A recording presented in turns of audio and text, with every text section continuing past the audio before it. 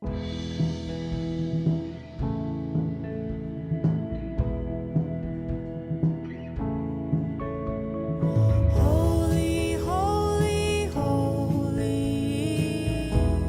el tema que hoy vamos a continuar, que nos quedaron por cuestión de tiempo, nos quedó 2 versículos más de Primera de Pedro, capítulo 2, versículo 13 al 17.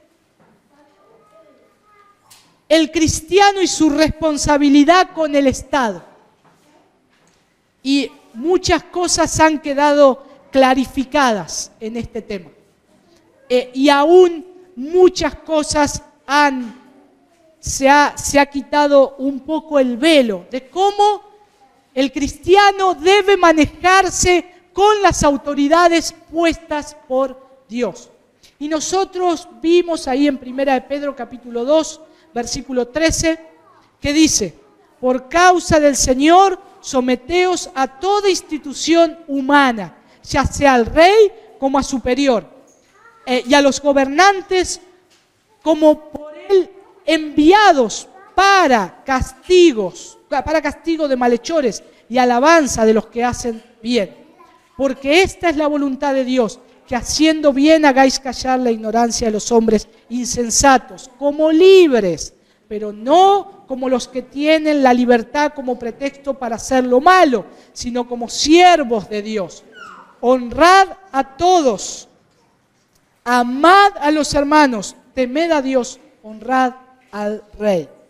Y hoy vamos a seguir la segunda parte de cómo el cristiano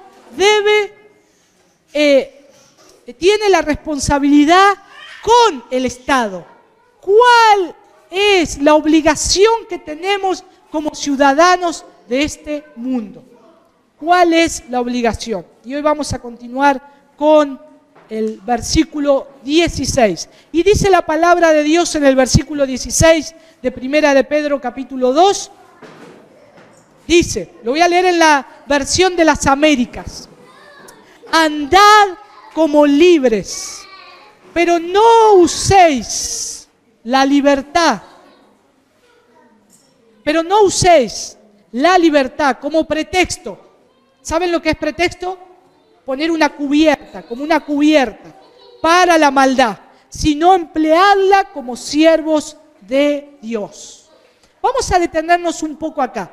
Nosotros estuvimos viendo que Dios dirige nuestra atención a toda institución constituida en este mundo. Ahora vamos a traerlo más cercano. Nuestra ciudad, Bahía Blanca. Tenemos gobernadores, intendentes, concejales, algún diputado. ¿Qué otra autoridad civil hay que dirige el orden de la sociedad? El más conocido. La Guardia Urbana, tránsito generalmente, ¿no? ¿Qué otros tenemos? Policías. Es algo que está para el orden, para proteger, como dice el eslogan, proteger y servir a la comunidad. Ahora, ¿creemos que esas son autoridades puestas por Dios? Sí, son puestas por Dios. Hermanos, si no creemos que esas autoridades son puestas por Dios, tenemos que ir a Primera de Pedro, capítulo 2, versículo 13 al 17. No solamente eso, tenemos que ir a Romanos, que ahí también lo habíamos estado viendo, Romanos capítulo 13, versículo 1 al 7. Toda institución, toda autoridad es puesta por Dios. Y está puesto para el servicio a Dios. Cuando Dios tiene que hacer justicia, va a usar una autoridad puesta por Él. Cuando Dios tiene que ejecutar un juicio, va a utilizar una autoridad puesta por Él. Porque están puestas por Él. Y aunque a ellos no lo reconozcan o no se den cuenta, no lo proclamen, ellos están puestos por Dios. Aunque venga un policía y diga, yo acá hago lo que quiero. Vos hacés lo que Dios te dice que tenés que hacer. Un gobernante, yo acá dirijo esta nación como yo quiero. Acá vas a dirigir esta nación como Dios quiere. Porque es Dios el que la ha puesto. Ahora, ¿cómo nos llama? ¿Qué nos dice nosotros que tenemos que hacer? Vamos a ver, versículo 13. Por causa del Señor, someteos a toda institución humana, ya sea al rey como a superiores. El domingo pasado vimos el contexto que hablaba la palabra de Dios. ¿Quién gobernaba cuando Pedro escribe esto? Nerón. Un gobernador tirano, déspota, malvado, sanguinario, perverso. Ya los detalles los estuvimos viendo. Pero hermanos, ahora el Señor nos dice, versículo 16, andad como libres, personas libres. Y acá Pedro concluye su consideración acerca de las autoridades gubernamentales. Nosotros fuimos llamados a libertad. Nosotros ya somos libres. Si bien estamos bajo un gobierno y una sociedad que requiere que tengamos que hacer cosas que la ley nos impone, nosotros somos libres. Un gobierno no puede librarme del pecado. Un gobierno no puede pagar la culpa que pesaba contra mí, que era contraria a Dios. El único que lo pudo hacer fue Jesucristo. Ahora Cristo lo hizo por mí, yo tomo la justicia de Cristo y ahora yo ando libre. Soy libre. ¿De qué más me tengo que preocupar? Pero, dice Pedro, no usen esta libertad como pretexto. Pero el Señor nos llama, y lo que Pedro, cuando dice personas libres, quiere enfatizar el concepto de la libertad. Hermanos, seamos libres. Dice algunos pasajes ahí en Juan, por ejemplo, capítulo 8, versículo 32. Dice, y conoceréis la verdad os hará libres. ¿Quién es la verdad? Cristo. Cristo. Entonces yo conozco a Cristo, yo soy libre, la verdad me hace libre. Juan 8:36, así que si el Hijo os libertare, seréis verdaderamente libres. Los discípulos escuchaban esto y recuerdan que les decía, ellos esperaban, algunos de los judíos, a un Mesías que lo iba a librar de la tiranía romana. ¿Saben lo que hacían los romanos? Veían un judío llevar una bolsa, caminando. Y el soldado romano tenía una caja para llevar. Y le decía, vos, judío, esa caja, agárrala, llévamela. 1 milla, llévamela. Ellos tenían que agarrar esa caja, más la carga del judío, la caja, y llevarla 1 milla. ¿Por qué? Porque una autoridad romana le estaba pidiendo. Pero ellos no lo hacían con gozo en su corazón. Ellos decían entre sí, estos tiranos, estos que están oprimiéndonos, y sus pensamientos eran tan fuertes y tan malos. Ahora viene Cristo y les dice, hermanos, hijitos, si alguno le dice que lleven su carga por 1 milla, llévensela 2 millas. Señor, pero ¿eres el rey de Israel? ¿Nos vas a venir a librar de la tiranía romana?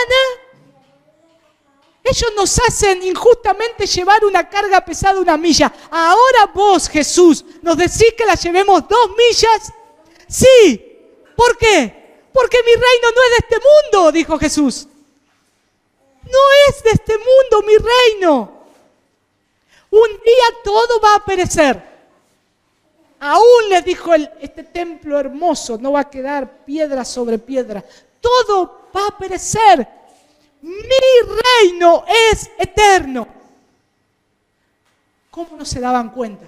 Los profetas hablaron de él. Tu reino, Dios, es eterno. Cetro de equidad es el cetro de tu trono. Por eso hoy el Señor nos dice, hay autoridades. Son a veces tiranos, son tiranos. Piden cosas, nos imponen cargas pesadas, nos imponen un montón de cosas. Sí, bien, páguenlas. Obedezcan, porque no lo están haciendo para ellos, lo están haciendo para Dios. ¿Por qué? Porque ya no estamos atados a este mundo. Este mundo no puede contener al cristiano. Este mundo no puede detenernos. Somos libres, dice Romanos capítulo 8, versículo 2. Porque la ley del Espíritu de vida en Cristo Jesús me ha librado de la ley, del pecado y de la muerte. Libertad. Hermanos, somos libres, aún dentro del cuerpo de Cristo. Somos libres. Gozate en la libertad que Cristo te ha llamado. Viví en la libertad que Cristo te ha llamado. 2 Corintios 3:17. Porque el Señor es Espíritu. Y donde está el Espíritu del Señor, allí hay libertad. Gloria al Señor. Gálatas 5:1. Estad, pues, firmes en la libertad con que Cristo nos hizo libres. Y no estéis otra vez sujetos al yugo de esclavitud. Libres, libres. Gálatas 5:13. Porque vosotros, hermanos, a libertad fuisteis llamados. Solamente que no uséis la libertad como ocasión para la carne, sino servíos por amor los unos a los otros. Libres. Si yo me pongo, yo lo aplicaba para mi vida. Si yo me pongo a ver lo que este gobierno dice, lo que la economía dice, lo que está el dólar verde y el dólar azul, y ver y estar ahí y decir, no, no puede ser, y me agarro los pelos y cambio de canal, tiqui, tiqui, tiqui, tiqui, no, cada vez peor. No me puedo volver a la esclavitud con que yo estaba antes. Gozate, sos libre. Esos modelos de economía no te van a satisfacer, no te van a dejar ser libre. Vas a volver a la esclavitud. Sos libre. Cristo te libró del pecado y de la muerte. Vivimos en este mundo pasajero. Pasarán los gobiernos, pasarán las economías. Dios a sus hijos los sostendrá firmes. No les hará faltar nada. Vamos a estar contentos y gozosos con lo que tenemos. ¿Por qué? Decía Pedro, porque son libres. Son libres. Gócense, son libres. Gócense comiendo arroz. Son libres. Gócense con un solo par de zapatillas. Son libres. Gócense caminando, yendo a cualquier lugar, saliendo temprano a la mañana para ir a la reunión. Son libres. No pasa el colectivo y encima lo aumentan. No, otra vez en esclavitud, no. Soy libre. Cristo me ha librado del pecado y de la muerte. Qué cerca que estaba del infierno. Pienso, qué cerca. Miren, mi niñez fue hermosa, puedo decir yo, pero fue cargada de peligros. Desobedecíamos mucho a nuestros padres y hacíamos cosas que ellos no sabían.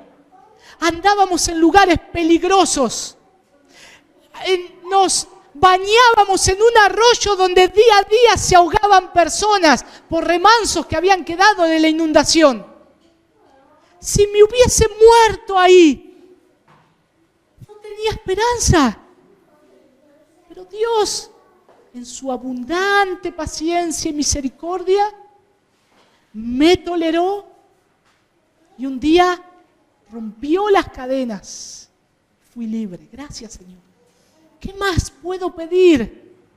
Hermanos, el mundo nos va a querer atar a las cosas del mundo.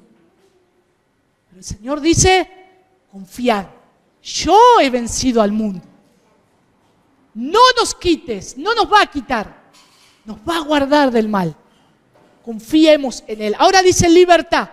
Otra palabra que utiliza ahí el texto es libertad. Los creyentes deben usar la libertad que tienen en Cristo, que tenemos en Cristo, no como excusa, como dice ahí Gálatas 5:13, para el libertinaje.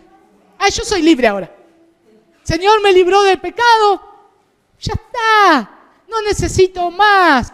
La autoridad, la policía, yo no le hago caso, Dios es mi juez. Tengo que pagar los impuestos. Impuestos, darle a esos tiranos que se llenan. No voy a pagar más. No hay un solo ejemplo que Dios ponga en la palabra de Dios que tengamos que hacer esas cosas. Todo lo contrario.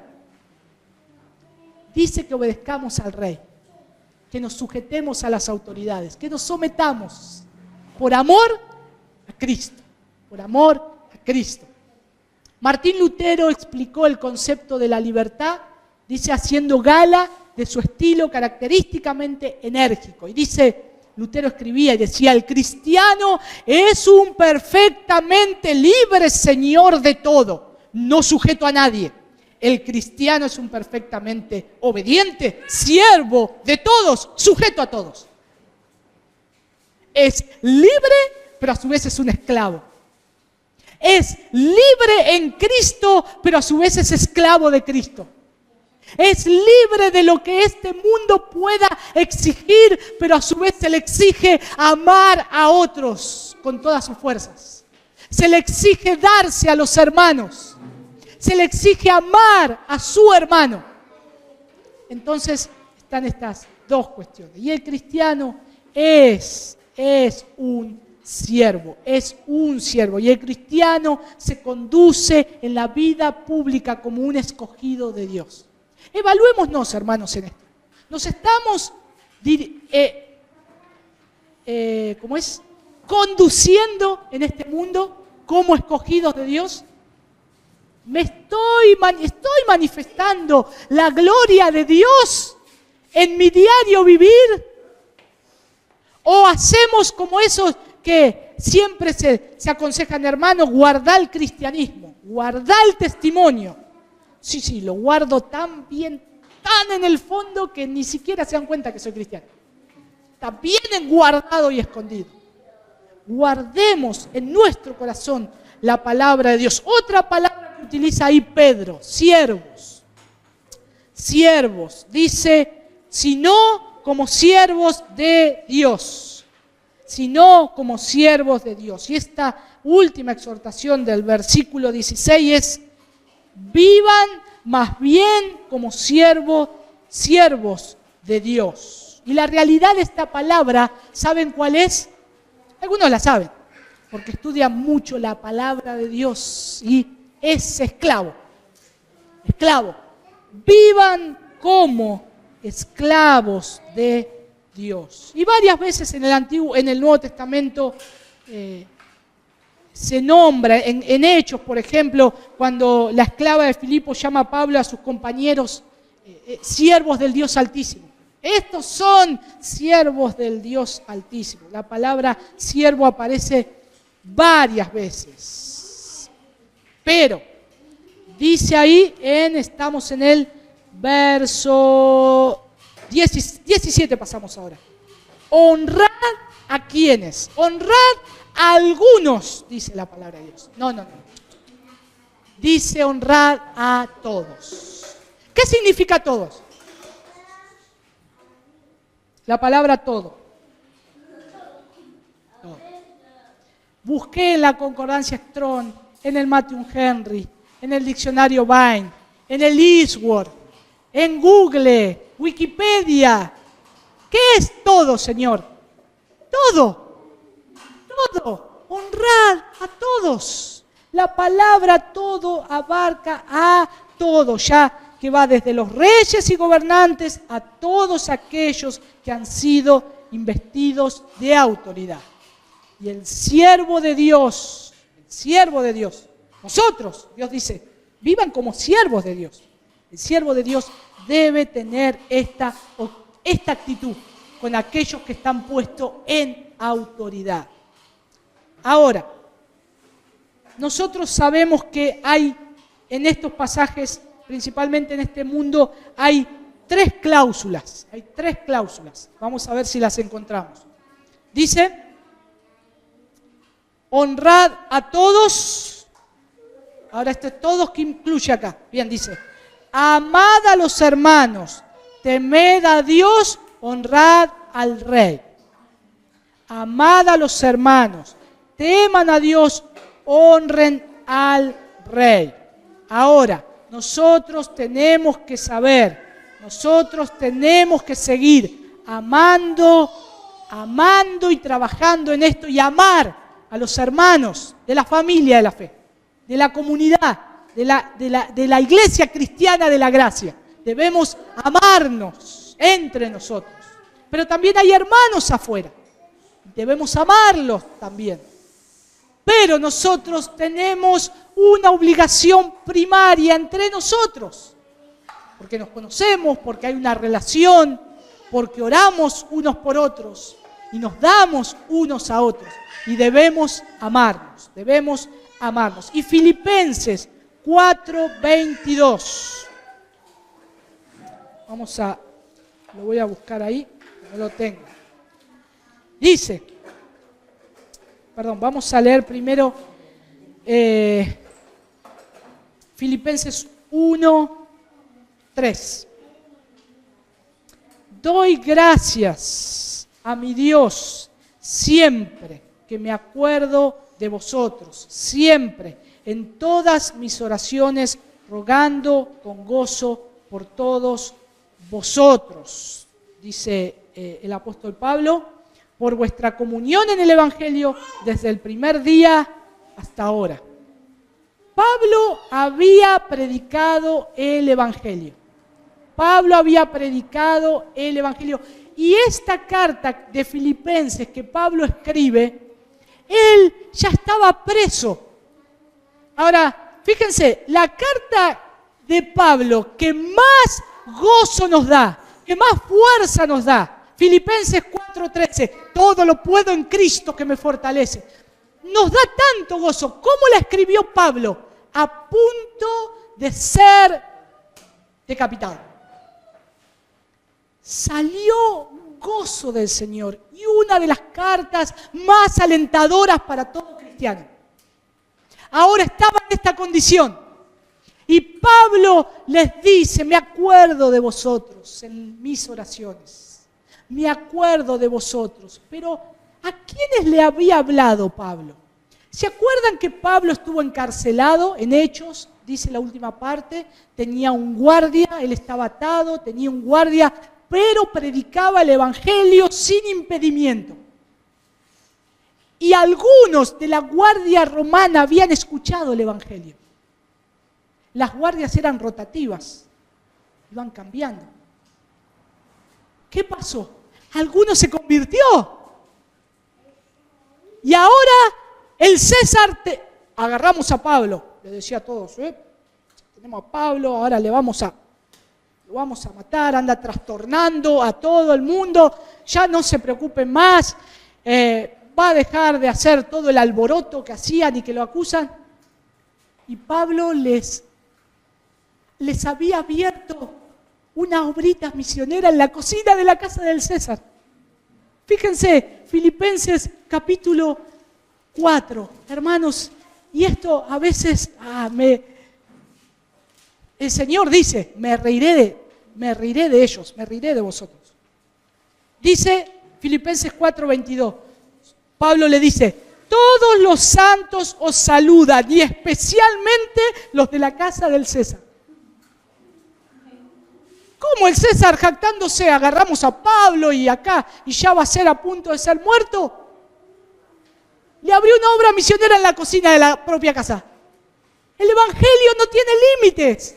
El Evangelio no hay interrupción para aquellos que deseen hacer la obra de Dios. Ahora el Evangelio penetró las mismas filas romanas. Ahora el Evangelio llegó hasta la casa de una autoridad civil, hasta un gobernador. Y de ahí, hermanos, se debe haber propagado por distintos lados. Por eso es importante que oremos. Señor, ábrele los ojos a nuestros gobernantes. Señor, que se conviertan a ti. Señor, y si yo tengo que hablarles, que pueda hablarles el Evangelio de Cristo, que pueda hablarles para que ellos sean salvos. Y nosotros tenemos que tener esta cláusula presente. Proverbios 24, 21. Temed al Señor y al Rey. El cristiano, ¿a quién va a tener primeramente temor? A Dios. Pero el Señor manda que tengamos temor también al Rey. Que lo obedezcamos. Por eso es importante incluir todo en este texto. Hermanos, amemos a los hermanos, temamos a Dios y honremos al Rey. Y algunas consideraciones prácticas acerca de 1 de Pedro 2, del 13 al 17. Es ver cómo el Señor puede hacer la obra, cómo el Señor puede penetrar con la palabra de Dios todo ámbito de esta sociedad. El Evangelio puede llegar a toda sociedad. A los que no tienen estudio o condición social baja, como aquellos que son sabios, poderosos de este mundo, necesitan el Evangelio. Hay un factor común que tienen esos hombres. ¿Cuál es el factor común que tiene un argentino con un brasilero, con un estadounidense, con un europeo? ¿Cuál es el factor común? Son pecadores. Son pecadores. Necesitan a Cristo, necesitan un Salvador. Y eso los hace tener una condición igual. Necesitan el Evangelio de Cristo. No necesitan el Partido Reformador Cristiano, no. Necesitan a Cristo y su Evangelio para que transforme. Y el Señor dijo, ejemplo os dejo. Miremos Hechos capítulo 28. Pablo había predicado a alguien de la casa del César y ahora el César tenía a convertidos dentro de su casa. ¿Pablo hizo un partido político? No. ¿Pablo estuvo haciendo campaña electoral para imponer su pensamiento? No. Solamente predicó el Evangelio. ¿Qué tenemos que hacer nosotros? Lo mismo. Prediquemos el Evangelio. Prediquemos el Evangelio a todo el mundo. Prediquémosle y veamos. Es el Señor el que nos va a colocar. ¿Se acuerdan de José? José pensó ahí en Génesis 41. José alguna vez se imaginó que iba a estar sobre la casa de Faraón.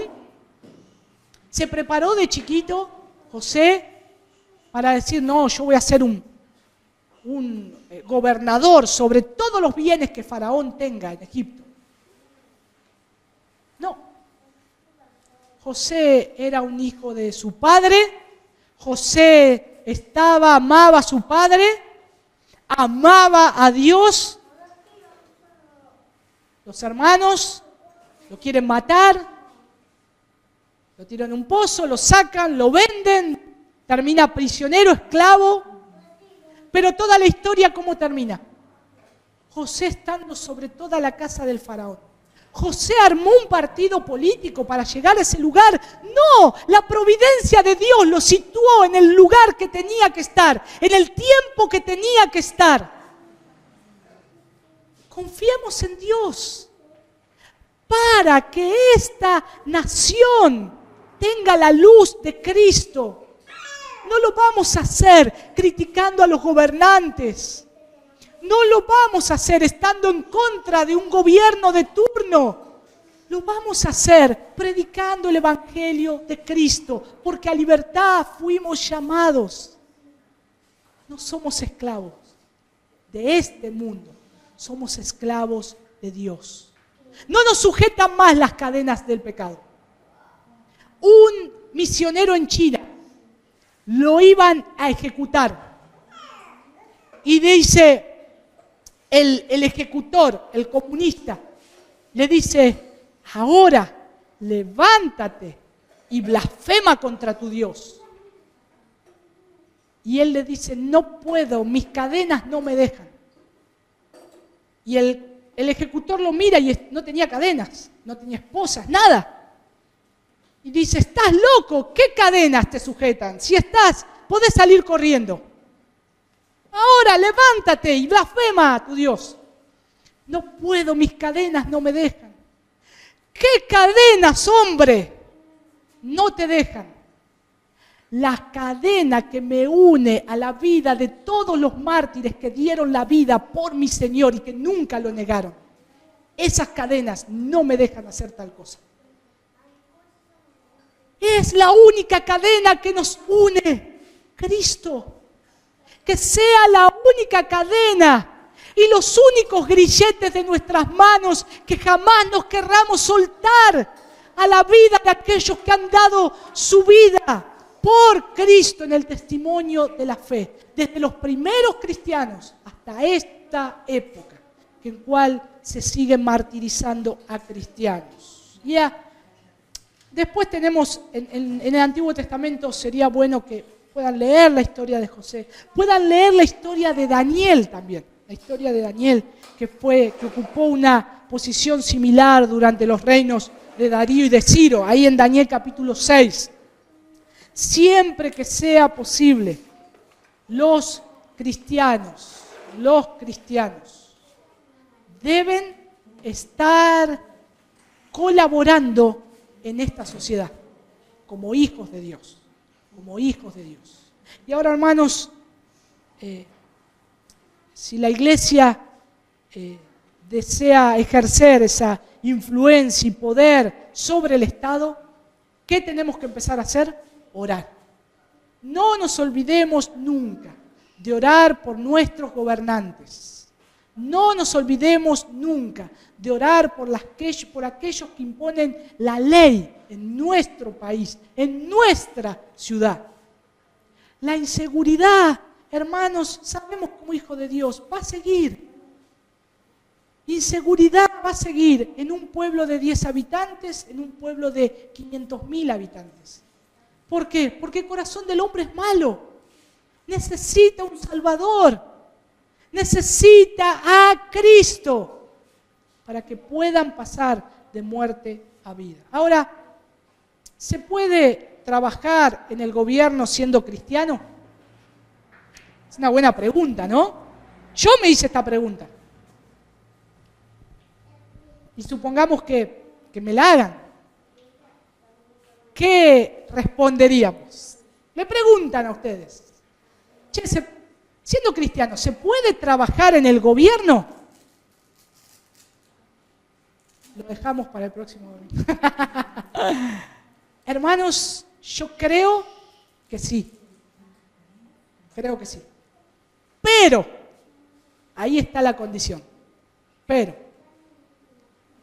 vamos a tener que tener la misma valentía que José.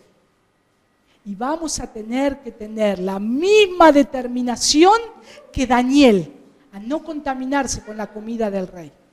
Si reunimos esas condiciones, podremos estar trabajando en medio de un gobierno que se rige por los parámetros diabólicos, pero que a su vez Dios tiene el poder.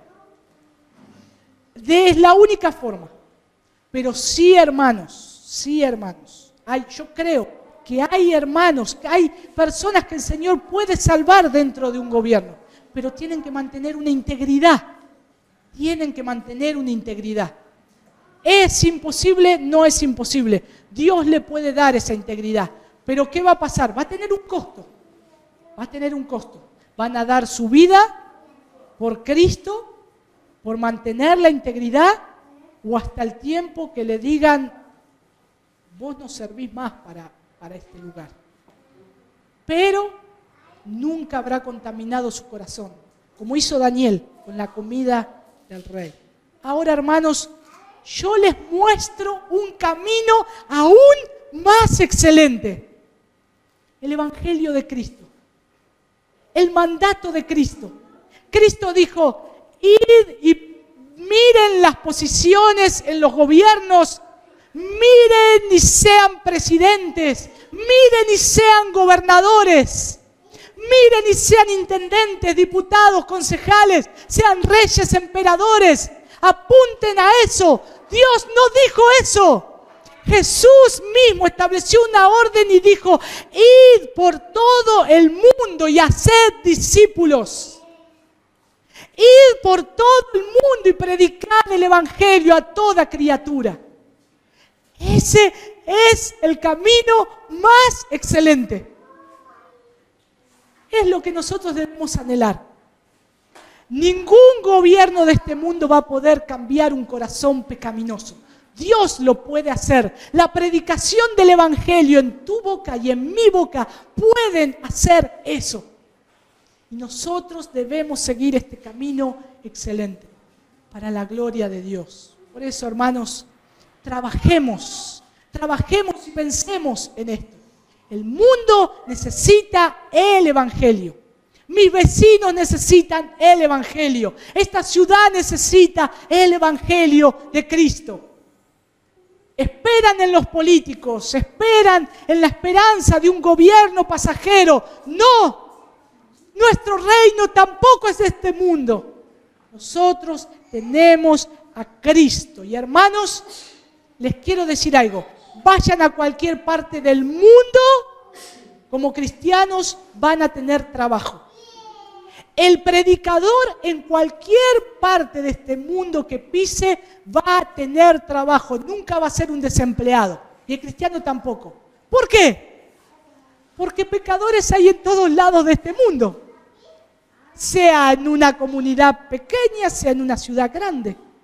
Así que hay trabajo para hacer. Hay cosas por hacer. Ir y hacer discípulos a todas las naciones. Hermanos, que podamos atesorar esto en nuestro corazón. Que podamos poner toda la atención y el cuidado a estas cosas que nos ordena la palabra de Dios. Y no ser descuidados. Tal vez pequemos por torpes, pero no seamos descuidados a esta labor que el Señor nos manda. Si el Señor lo permite, el domingo que viene vamos a estar hablando acerca de las responsabilidades que el cristiano tiene con sus jefes de trabajo, con sus amos terrenales. También un tema que nos cuesta mucho, pero de mucha edificación. Así que vamos a orar que el Señor nos esté guiando. Padre, te damos gracias, Señor, por este tiempo. Gracias, Señor, porque te hemos adorado, exaltado. Señor, todavía no lo podemos, a veces no llegamos a hacerlo con todo nuestro corazón, con toda nuestra mente, con todas nuestras fuerzas. Pero tú nos mandas a que lo hagamos. Amarte con todo nuestro corazón. Amarte con todas nuestras fuerzas. Señor, ayúdanos. Ayúdanos, Señor, en esta tarea que tenemos como hijos tuyos. A orar por nuestros gobernantes. Hoy, Señor, te pedimos por nuestra nación. Te pedimos por nuestros gobernantes, presidentes. Señor, los ponemos delante tuyo, Señor. Te rogamos, Padre, que los salves. Te rogamos, Señor, que tu palabra, Señor, esté llegando hacia ellos. Ocasionalmente, Señor, tal vez escuchen algún mensaje. Este mensaje, Señor, algún gobernante, Señor. Te ruego, Padre, que los salves porque necesitan ser salvados. Necesitan, Señor, ser salvados. Por eso, Señor, te predicamos a ti. Predicamos a Cristo, a este crucificado, en el cual nos ha dado la vida en pago por nuestros pecados. Señor, gracias. Señor, ayúdanos a ser buenos ciudadanos en esta sociedad, Señor. Aún entre donde nos movemos, familiares, compañeros de trabajo, vecinos. Señor, te rogamos que siempre tengamos en alta estima a las autoridades que tú has puesto, por temor a ti principalmente, Señor, y también por temor a ellos. Señor, gracias. Gracias por este tiempo. Guarda a nuestros hermanos, a los que están lejos, a los que han viajado, a los que están trabajando, a los que están enfermos. Aún, Señor, a los que están ociosos. Señor, te rogamos que alientes cada corazón. Ayúdanos, Padre, en el precioso nombre de tu Hijo Jesús. Amén.